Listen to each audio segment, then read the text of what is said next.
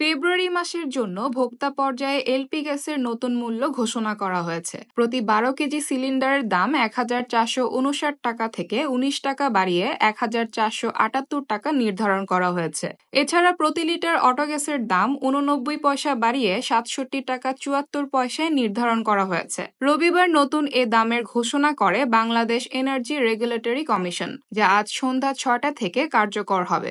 এর আগে জানুয়ারি মাসের শুরুতে অপরিবর্তিত রাখা হয়েছিল এলপিজির দাম, তবে গত ১৪ জানুয়ারি ১২ কেজি সিলিন্ডারের দাম ৪ টাকা বাড়িয়ে ১,৪৫৯ টাকা পুনর্নির্ধারণ করা হয়। এদিকে জানুয়ারির শুরুতে ৩ পয়সা কমিয়ে ৬৬ টাকা ৭৯ পয়সা নির্ধারণ করা হয়েছিল অটোগ্যাসের দাম। এরপর গত ১৪ জানুয়ারি অটোগ্যাসের দাম ৪৯ পয়সা বাড়িয়ে ৬৭ টাকা ২৭ পয়সা পুনর্নির্ধারণ করা হয়। আর গত ২২ জানুয়ারি ৪২ পয়সা কমিয়ে পুনর্নির্ধারণ করা হয় ৬৬ টাকা ৮৫ পয়সা।